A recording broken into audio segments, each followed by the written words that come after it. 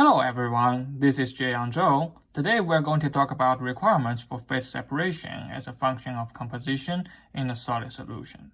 First of all, let's visualize this problem and make it easier to understand. For simplicity, we're just considering the case of two-component solid solution at constant temperature, pressure, and without any external work. Our initial state is a binary solid solution of A atoms and B atoms, and under certain condition, it will decompose and create two new phases, A-rich phase and B-rich phase. For transition to happen, a driving force is needed, and in this specific case, energy lowering of the system between the initial state and the final state takes the role. For such a transition to take place, both thermodynamic and kinetic requirements have to be satisfied.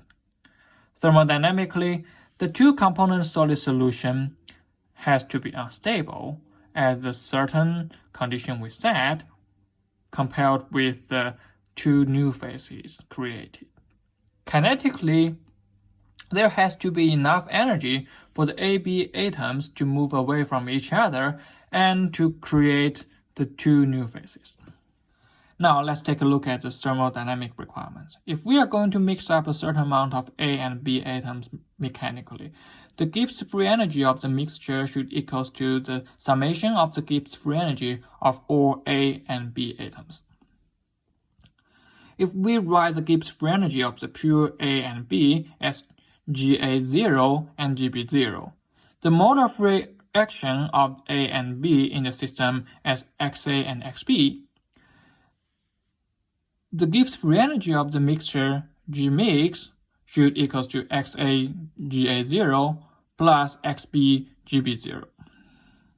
However, the A and B atoms cannot be neutral to each other. They may dislike each other or like each other, and thus highering the energy state of the system or lowering the energy state of the system.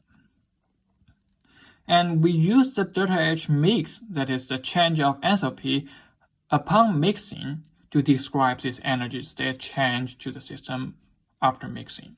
For example, if A and B atoms like each other, and they may say, hey, come closer to me, that means they are attracting each other and lowering the energy state of the system, and the delta H mix should be negative. But if the A and B atoms dislike each other, and they will say, hey, get rid of here, that means they are repelling each other and highering the energy state of the system. So the delta H mix should be larger than 0. Then we can plot the Gibbs free energy of the mixture with respect to molar fraction of B. I divided up to 9 cases with respect to different mixing enthalpy and different temperature. The case A, B, and C at temperature equals to 0 serve as references to show the influence of the entropy term. So we focus on the D to I, and we can easily find out only in the cases shown on figure F, we can find some range that the Gibbs free energy of the mixture is higher than the same composition of pure atom A and B, that is XAGA plus XBGB, shown from the dashed line here. That means, at this composition range, the solid solution is unstable because it has higher energy than pure A plus pure B. And there's a tendency for it to decompose into two different new phases. One is A-rich phase, and the other one is B-rich phase. Thus, we can have the thermodynamic requirements for phase separation. First, the composition should lie in this range, and the mixing enthalpy should be larger than 0.